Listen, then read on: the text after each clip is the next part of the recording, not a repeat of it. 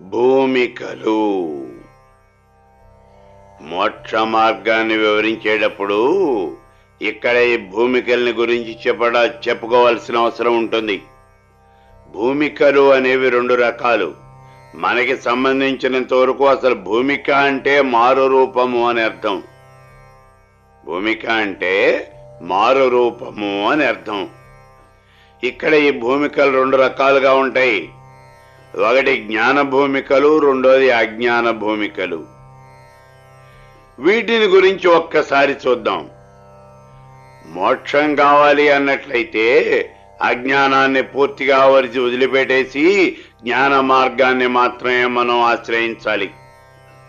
అందుచేత ఇక్కడ అజ్ఞానం ఎన్ని విధాలుగా ఉంటుంది, జ్ఞానం అనేది ఎన్ని రకాలుగా ఉంటుంది, ఆ జ్ఞానాన్ని ఏ రకంగా మనం సముపార్జన చేయాలి అనేటటువంటి విషయాలు చూడాలి. ఈ రెండు భూమికల నుండి అనేక రకాలైనటువంటి భూమికలు మళ్ళీ పుడుతూ ఉన్నాయి.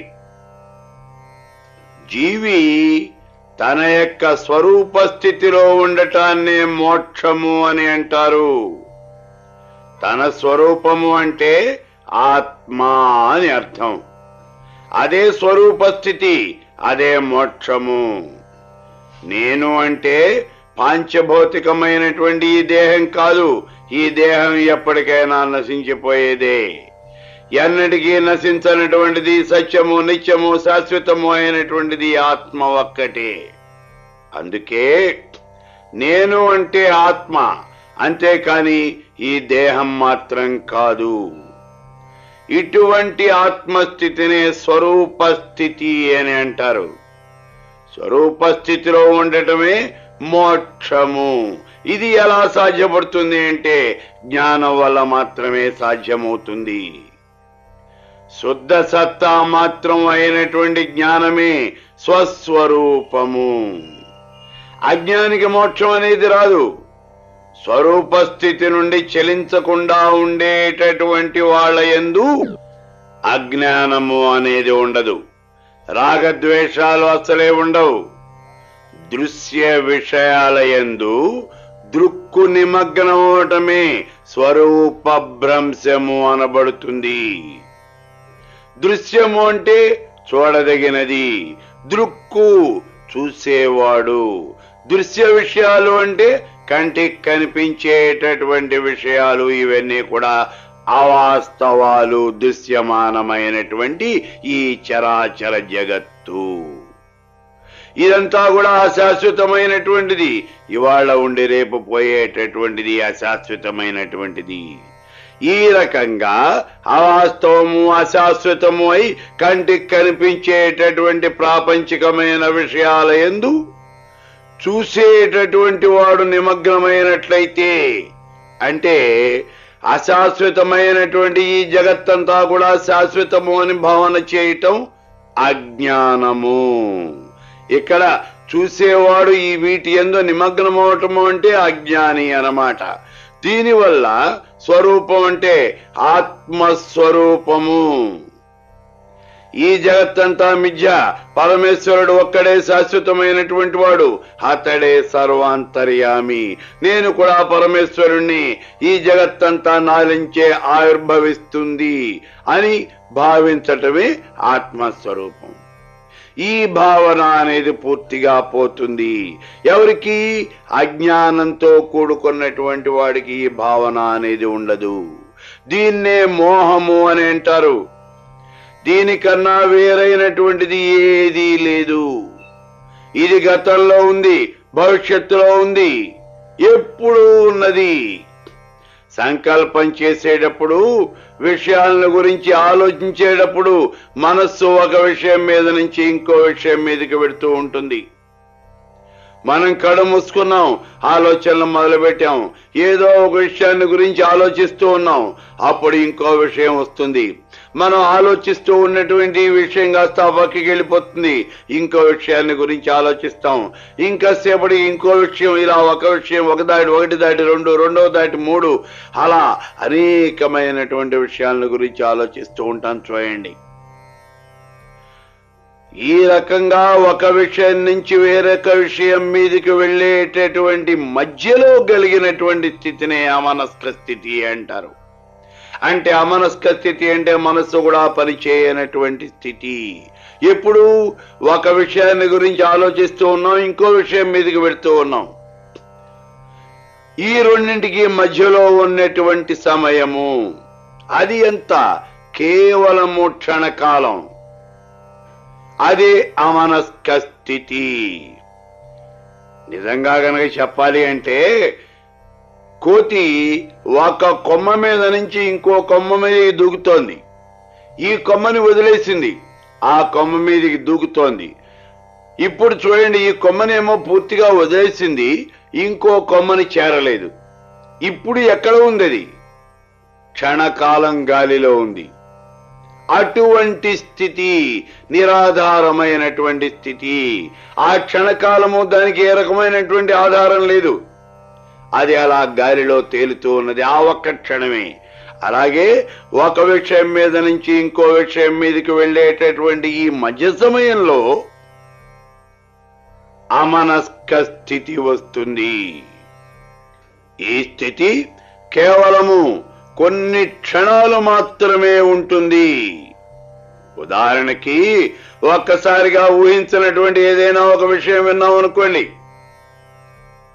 ఆ క్షణంలో అవాక్కైపోతాం, కొద్దిసేపటి దాకా తేరుకోం.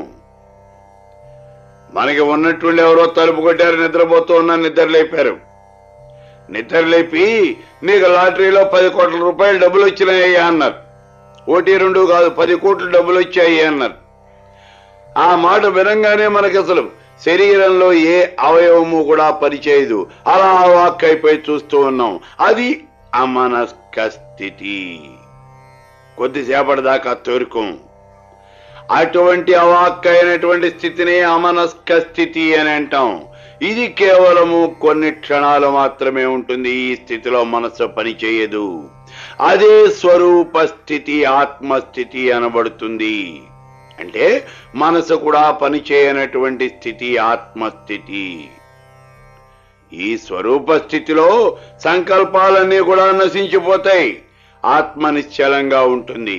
ఇది జాగ్రత్త అవస్థ కాదు, నిద్ర అంతకన్నా కాదు, సర్వోత్తమమైనటువంటి స్థితి. అటువంటి స్థితినే ఆత్మస్థితి అంటారు.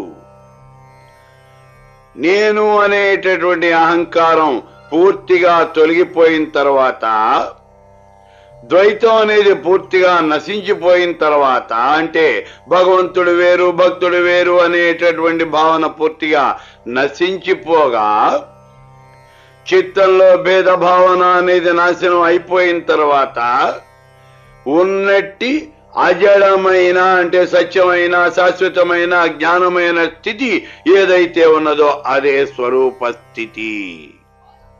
ఇప్పుడు ముందుగా అజ్ఞానాన్ని చూద్దాం. ఎందుకనంటే భూమికలన్నీ కూడా జ్ఞాన భూమికలు, అజ్ఞాన భూమికలు అని చెప్పుకున్నాం కదా. ముందు అజ్ఞానం అంటే ఏమిటో చూద్దాం, ఆ తర్వాత జ్ఞానం దగ్గరికి వెళదాం. అజ్ఞానం ఇది పూర్తిగా అవస్థాత్రయానికి సంబంధించినటువంటిది. అవస్థాత్రయం అంటే అవస్థలు 3: జాగ్రత్త, స్వప్న, సుషుప్తులు. వీటికి సంబంధించినటువంటిది. ఈ అజ్ఞానము అనేది మొత్తం 7 అవస్థలుగా రూపుదాలుస్తుంది. వీటిలో జాగ్రత్త అవస్థ 3 రూపాలు, స్వప్నావస్థ 3 రూపాలు కాగా 7వది సుషుప్తి అవస్థ. ఈ రకంగా మొత్తం ఈ అజ్ఞానం అనేది 7 రూపాలుగా ఉంటుంది. 7 రూపాల్లోనూ జాగ్రత్త అవస్థ 3 రూపాలు, స్వప్నావస్థ 3 రూపాలు, ఆ సుషుప్తి అనేది 1, మొత్తం 7. ఇప్పుడు జాగ్రత్త అవస్థను చూడండి. జాగ్రత్త అవస్థలో బీజ జాగ్రత్త అవస్థ, జాగ్రత్త అవస్థ, మహాజాగ్రత్త అవస్థ అనేది 3 రకాలు. అలాగే స్వప్నావస్థ, జాగ్రత్త స్వప్నావస్థ, స్వప్నావస్థ, స్వప్న జాగ్రత్త అవస్థ అని 3 రకాలు. 7వది సుషుప్తి అన్నం. ఈ రకంగా మొత్తం 7 రకాలుగా 7 భూమికలుగా అవుతున్నాయి. ఇవన్నీ కూడా అజ్ఞాన భూమికలు.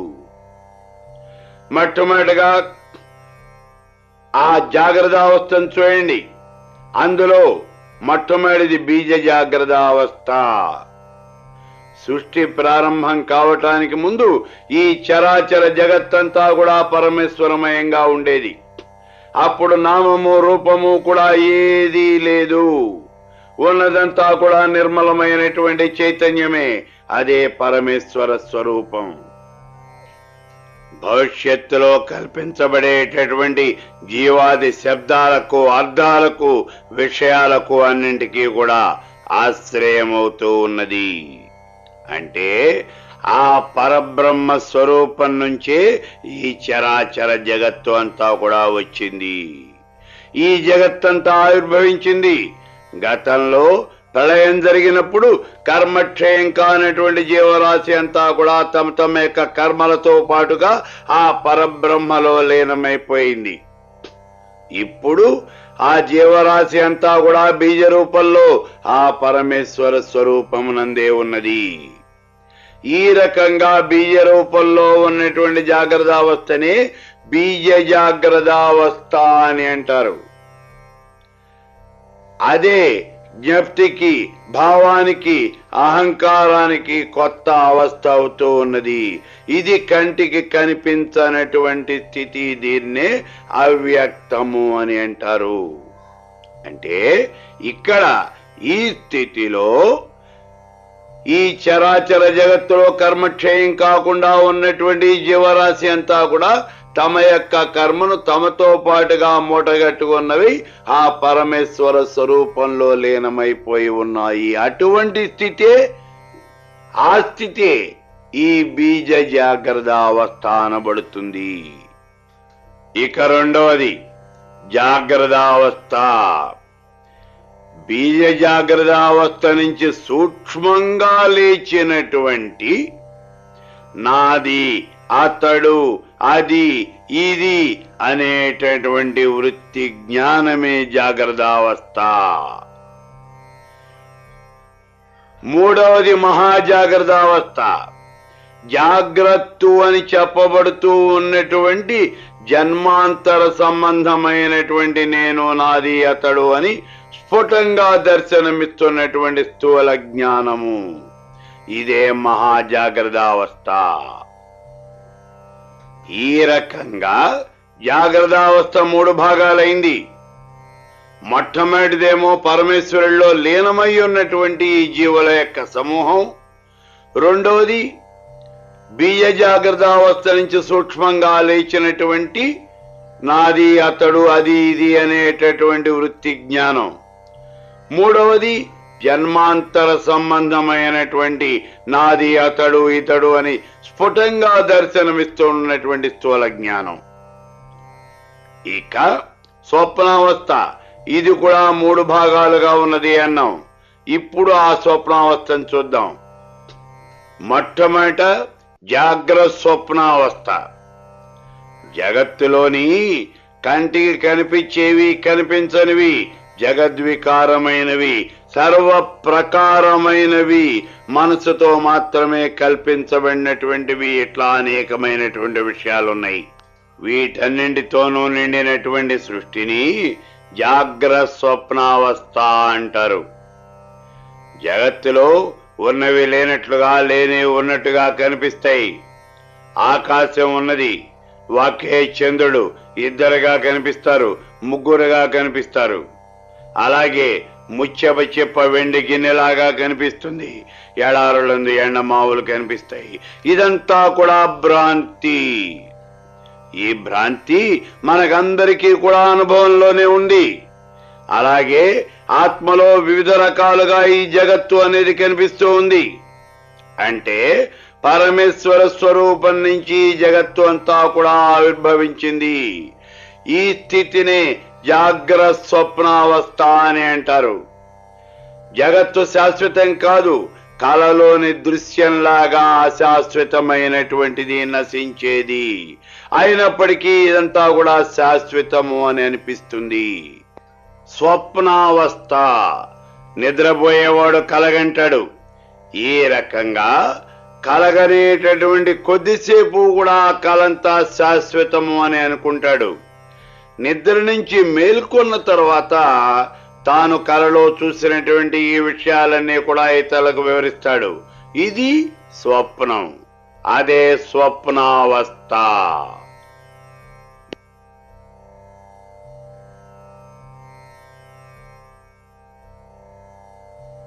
ఆరవది స్వప్న జాగ్రత్త అవస్థ. పైన చెప్పినటువంటి అవస్థలన్నింటికీ కూడా ఇది భిన్నమైనటువంటిది. ఇక్కడ చూడండి, చాలా కాలం వేదాంత విజ్ఞానం విన్నాడు, వేదాంత విచారం చేశాడు, కానీ ఆత్మ సాక్షాత్కారం మాత్రం కలగలేదు. మరి ఇప్పుడు ఏం చేయాలి? పెద్దల బోధనలు ఏవి కూడా అర్థం కావు. ఈ కారణం చేత ప్రయత్నం మీద చాలా కాలం మళ్ళీ మహాత్ముల్ని అనుసరించడమే చేయవలసినటువంటి పని. అదే స్వప్న జాగ్రత్త అవస్థ. ఏడవది సుషుప్తి. ఇది ఈ 6 అవస్థల త్యాగరూపమైనటువంటి జీవుని యొక్క జడ స్థితి. భవిష్యత్తులో దుఃఖానుభవంతో ఉన్నటువంటి స్థితి, దీన్నే సుషుప్తి అని అంటారు. సుషుప్తి తమోగుణ రూపంలో ఉంటుంది. తమో రూపంలో ఉన్నటువంటి సుషుప్తి అవస్థలో సర్వ జగత్తు లీనమై ఉన్నది. ఇదే అవ్యక్తము. ఈ రకంగా అజ్ఞాన భూమికలన్నీ కూడా ఒకదానితో ఒకటి కలిసి వందలాదిగా ఏర్పడుతూ ఉన్నాయి. ఇక్కడ కేవలం మనం 7 మాత్రమే చెప్పాం, కానీ అనుభవంలోకి వచ్చేప్పటికీ కొన్ని వందలు అజ్ఞాన భూమికలు ఏర్పడుతూ ఉన్నాయి. వీటి వల్లనే మానవుడు సంసార సాగరంలో మునిగిపోతూ ఉన్నాడు.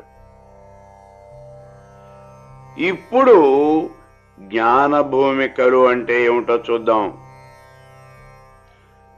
ఈ జ్ఞాన భూమికలకు సంబంధించినటువంటి జ్ఞానమే అసలు ఇదే జ్ఞానం. అంటే అదే యథార్థమైనటువంటి జ్ఞానము.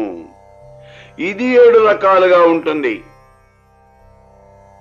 అజ్ఞాన భూమికలు 7 రకాలు, జ్ఞాన భూమికలు కూడా 7 రకాలుగానే ఉంటాయి. ఈ సప్త భూమికల పరంగా ఉన్నటువంటిదే మోక్షము. ఏమిటివి? శుభేచ్ఛ, విచారణ, తనుమానసి, సత్వాపత్తి, అసంశక్తి, పదార్థ భావన, తురియగా. ఇవి 7 అవస్థలు. ఈ భూమికలను ఆచరించినటువంటి వాళ్ళకి మోక్షం సిద్ధిస్తుంది. మోక్ష స్థితిలో ఉన్నటువంటి వాడు మళ్ళీ దుఃఖాన్ని పొందడు.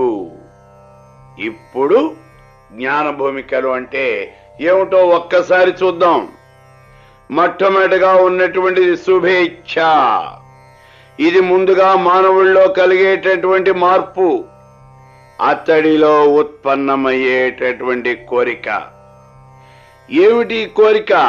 యథార్థ జ్ఞానం ఏమిటో తెలుసుకోలేకపోయాను అని అతడు పడేటటువంటి బాధ, తపన, అది తెలుసుకోవాలి అనేటటువంటి కోరిక.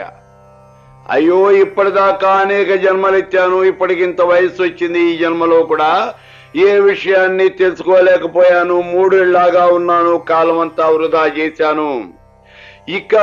ఇక మీదటైనా సరే శాస్త్రాధ్యయనము అనేది చేసి సజ్జన సాంగత్యము అనేది ఆచరించి ఈ యథార్థ జ్ఞానము అంటే ఏమిటో తెలుసుకోవాలి అని అతడు పడేటటువంటి తపన, వైరాగ్య సహితమైనటువంటి వాంఛ, అదే శుభేచ్ఛ అనబడుతుంది. రెండవది విచారణ. సజ్జన సాంగత్యం, శాస్త్ర అధ్యయనం ఇవన్నీ చేసిన తర్వాత, అంటే సజ్జన సాంగత్యం చేసిన తర్వాత శాస్త్రాధ్యయనం కూడా చేసిన తర్వాత ఆ విషయాలన్నీ మనసుకు పట్టించుకుని నిరంతరము వాటి గురించి ఆలోచిస్తూ ఉంటాడు మానవుడు. ఈ రకంగా కొంతవరకు వైరాగ్యం పొందాడు. వీటి వల్ల, అంటే శాస్త్రాధ్యయనం వల్ల, సజ్జన సాంగత్యం వల్ల, ఈ వైరాగ్యం వల్ల ఏర్పడేటటువంటి సదాచార ప్రవృత్తిని విచారణ అన్నారు. ఇదే ఆత్మ విచారణ. తనను గురించి తాను తెలుసుకోవటానికి చేసేటటువంటి ప్రయత్నము. ఇప్పుడు మూడవది తనుమానసి. ఈ రకంగా మోక్షగామి అయినటువంటి వాడు శుభేచ్ఛ చేత, విచారణ చేత స్వస్వరూపాన్ని తెలుసుకోవటానికి ప్రయత్నం చేస్తూ అందులో భాగంగా ఇంద్రియ వాంఛలన్నీ కూడా వదిలేస్తాడు.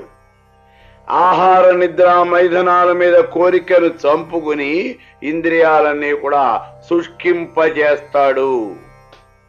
ఇలా ఇంద్రియాలను శుష్కింపజేసే స్థితిని తనుమానసి అని అంటారు. నాలుగవది సత్వాపత్తి. ఈ మూడు భూమికలు అభ్యాసం చేయటం వల్ల చిత్తంలో వైరాగ్యము అనేది బాగా ఏర్పడుతుంది. ఆ తరువాత శుద్ధ సత్వస్థితిని పొంది, అంటే కేవలము సత్వగుణ ప్రభావం మాత్రమే కలిగి ఉండి ఆత్మయందు నిలకడ పొందుతుంది. అంటే మానవుడి యొక్క ధ్యాసంతా కూడా ఆత్మ మీదనే ఉంటుంది. అటువంటి స్థితినే సత్వాపత్తి అని అంటారు. ఐదవది అసంశక్తి. ఈ నాలుగు భూమికలు అభ్యాసం చేయటం వల్ల సత్వగుణ ప్రధానుడై విషయవాసనలు అనేవి ఏవి లేకుండా పూర్తిగా మనసును ఆత్మయందే లయం చేసేటటువంటి స్థితి. ఆరవది పదార్థ భావన.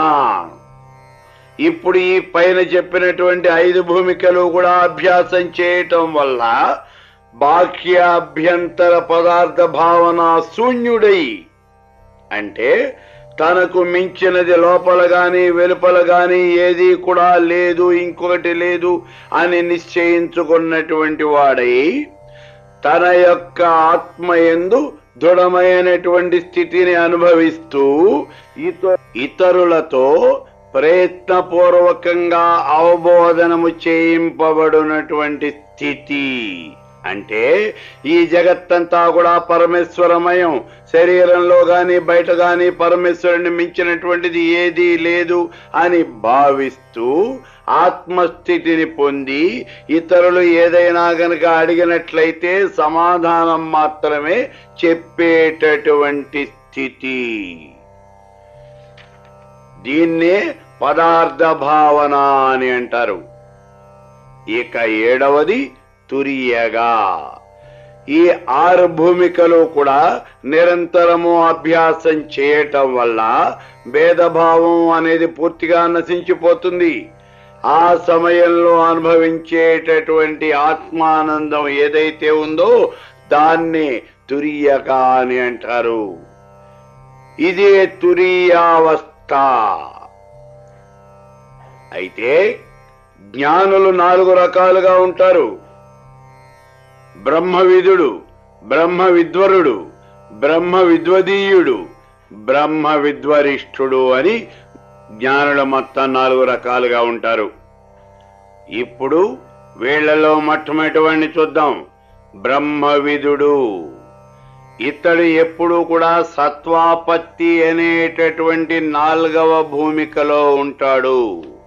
సత్వాపత్తి అంటే గతంలో చెప్పుకున్నాం, అయినా ఒక్కసారి గుర్తు చేస్తున్నాను చూడండి. మానవుడి యొక్క ధ్యాస అంతా ఆత్మ మీదనే నిలబెట్టేటటువంటి స్థితి.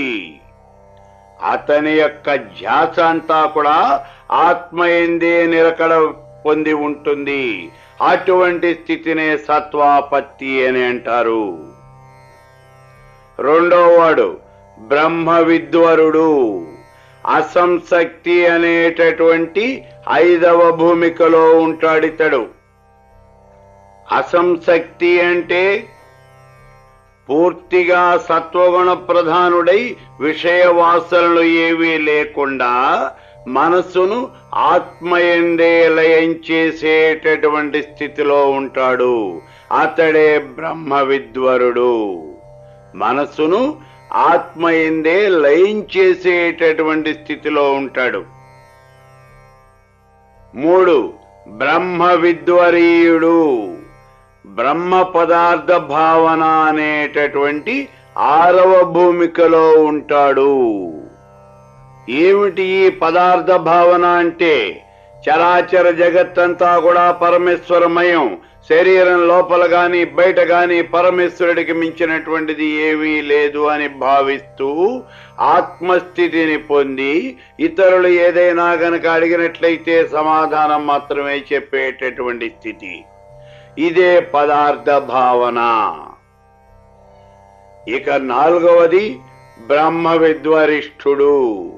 ఇతడు ఎప్పుడూ కూడా తురియగా అనేటటువంటి 7వ భూమిక యందు ఉంటాడు. అంటే భేదభావాలు అన్నీ కూడా నశించిపోయి ఆత్మానందాన్ని అనుభవిస్తూ ఉంటాడు. నిరంతరము కూడా అదే తురీయ స్థితి. నిరంతరము ఆ స్థితిలోనే ఉంటాడు. ఎల్లవేళల యందు తురీయ స్థితిలో అంటే సమాధిలోనే ఉంటాడు. అతడు విదేహముక్తుడు. అన్నపానాదులు ఏమీ తీసుకోడు, బలవంతంగానే తినిపించాలి. లోకాలకి ఏ పని చేయడు. ఒంటి మీద స్పృహ అనేది ఎప్పుడూ ఉండదు. అయితే వీళ్లలో బ్రహ్మ విద్వరుడు మాత్రం కొంచెం దేహ జ్ఞానం కలిగి ఉంటారు. ఎవరు? మొట్టమొదటి ఇద్దరు కూడా. 4, 5 భూమికలలో ఉండేటటువంటి వాళ్ళిద్దరూ కూడా కొంతవరకు దేహ జ్ఞానం కలిగి ఉంటారు. మొట్టమొదటి వాడు ఆత్మయందే ధ్యాస కలిగి ఉంటాడు. రెండవ వాడు మనసును ఆత్మయందే లయం చేసి ఉంటాడు. వీళ్ళిద్దరికీ కొంచెం స్పృహ అనేది ఉంటుంది, దేహ జ్ఞానం కలిగి ఉంటారు. వాళ్ళు వాళ్ళ యొక్క సంస్కారాన్ని బట్టి పనిచేస్తారు. ఇటువంటి వాళ్ళకి మనోనాశనమే ప్రధానము. మనోనాశనము అనేది మళ్ళీ 2 రకాలుగా ఉంటుంది. స్వరూపనాశనము, అరూపనాశనము అని. స్వరూపనాశనము అంటే చిత్తముతో కూడా రూపాన్ని నాశనం చేయటం. అరూపనాశనము అంటే చిత్తం మాత్రమే నాశనం చేయటము. జీవన్ముక్తులయందు తురియగా అనబడేటటువంటి తురీయ అవస్థ ఉంటుంది. ఈ అవస్థకు పైన తురీయాతీతావస్థ ఉంటుంది. అది విదేహముక్తికి సంబంధించినటువంటిది.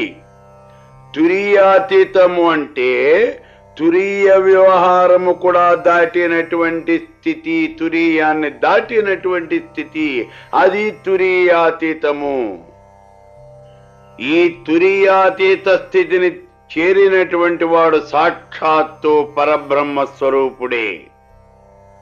మహాత్ములు, ఆత్మారాములు, మహాధన్యులు, వీళ్లలో ఎవరు తురియగను చేరతారో వాళ్లే పరమపదాన్ని చేరటానికి అర్హులై ఉంటారు. వాళ్లే విదేహముక్తి పొందగలుగుతారు. జీవన్ముక్తులు సుఖ దుఃఖాలలో మునిగిపోరు. ఇటువంటి వాళ్ళు చేయవలసినటువంటి పనులు మాత్రమే చేస్తారు. అటువంటి పనులు గనక ఏమీ లేకపోయినట్లయితే ఏ పని చేయకుండా అలా చూస్తూ కూర్చొని ఉండిపోతారు. ఇటువంటి సత్పురుషులు పక్కన ఉన్న వాళ్ళ చేత బాధితులై నిద్ర నుంచి లేచిన వాళ్ళులాగా పూర్వాచార క్రమాగతులైనటువంటి ఆచారాలను ఆచరిస్తూ ఉంటారు. బుద్ధిమంతులైనటువంటి వాళ్ళకి మాత్రమే 7 భూమికలు అనేవి అర్థమవుతాయి. జన్మాంతర పుణ్యంతో పశుపక్ష్యాదులు కూడా ఈ భూమికలు గనక పొందినట్లయితే ముక్తులవుతాయి. ఈ విషయాన్ని మనం గ్రహించవలసి ఉంటుంది. ఇక్కడ ఈ భూమికలు పొందినటువంటి వాడు ఎవడైనా సరే వాడు ముక్తుడవుతాడు. వాడు మానవుడే కావలసిన అవసరం లేదు. పశువు గాని పక్షి గాని ఎవరైనా సరే ఈ భూమికలు పొందినట్లయితే వాళ్ళు ముక్తులవుతారు. ఈ జ్ఞాన భూమికలలో సంచరించేటటువంటి వాళ్ళు సశరీరులైన అశరీరులైన ముక్తి అనేది పొందుతారు. ఇందులో సందేహం అనేది ఏమాత్రము ఉండదు. హృదయ గ్రంథి విచ్ఛేదనమే జ్ఞానం. సృష్టి స్థితి లయాలకు నాకు ఏ రకమైనటువంటి సంబంధము లేదు. ఉన్నది ఒక్కటే, అదే పరబ్రహ్మ, అంతకు మించి ఏమీ లేదు. ఆ పరబ్రహ్మే నేను అనేటటువంటి స్థితిని పొందటమే ముక్తి. గ్రంథి విచ్ఛేదన రూపమైనటువంటి విముక్తి స్థితి. అంటే ఎండమావులలో నీరు ఉన్నది అని భ్రమించినట్లుగా మహదాది స్థూల భ్రాంతి, అమహదాది దేహ భ్రాంతి మొదలైనటువంటి భ్రాంతులన్నీ కూడా నశించిపోయినటువంటి స్థితి. ఇక్కడ భ్రాంతి అనేది ఏమీ లేదు. ఈ జగత్తు కాని ఈ దేహం కాని ఏమీ లేవు, అంతా మిథ్య, అంతా భ్రాంతి. అటువంటి అన్ని భ్రాంతులు కూడా నశించిపోయినటువంటి స్థితి. ఈ స్థితిని చేరినటువంటి వాళ్ళు, అంటే అజ్ఞానము అనేటటువంటి సాగరాన్ని ఎవరైతే దాటుతారో వాళ్ళు మాత్రమే ఈ స్థితిని చేరగలుగుతారు. అప్పుడు ఈ స్థితిని చేరినటువంటి వాళ్ళంతా కూడా పరమపదాన్ని చేరతారు. అంటే వాళ్ళందరికీ ముక్తి లభిస్తుంది, సాయుధ్యం పొందుతారు. అటువంటి స్థితిని పొందగోరేటటువంటి వాళ్ళు మాత్రమే ఈ సప్త భూమికలలో ఉంటారు. ఈ సప్త భూమికలకు లక్ష్యమేమిటి? అదే పరబ్రహ్మము, పరబ్రహ్మ పదము, సాయుధ్యము. సప్తభూమికలు ఎందుకు ఆచరిస్తున్నారు అంటే, వీటిల్లో ఎందుకు ప్రవేశిస్తున్నారు అంటే సాయుధ్యం పొందటానికి. నువ్వు నేను, నీది నాది, అతడు అతడిది, ఇటువంటి తేడాలు ఏమీ లేనటువంటి స్థితి. సంకల్ప రూపమైనటువంటి జ్ఞానం కూడా లేనటువంటి స్థితి. ఉన్నది లేదు అనేటటువంటి వృత్తులన్నిటికీ కూడా అగోచరమైనటువంటిది. దృశ్యము కాదు, అదృశ్యము కాదు. ఏదైతే ఉన్నదో ఇటువంటి స్థితి, దృశ్యము కానిది అదృశ్యము కానిది ఏదైతే ఉన్నదో అదే మోక్షము. సర్వము శాంతించినటువంటిది, నిరాలంబమైనటువంటిది, శాశ్వతమైనటువంటిది, సత్యము నిత్యమైనటువంటిది, అనాభాసమైనది, అనామకమైనటువంటిది, కారణము లేనిది, అదే ముక్తి. ఆ ముక్తి ఈ జ్ఞాన భూమికల వల్లనే లభిస్తుంది. ఈ విషయాలన్నీ కూడా మహోపనిషత్తులో చెప్పబడ్డాయి.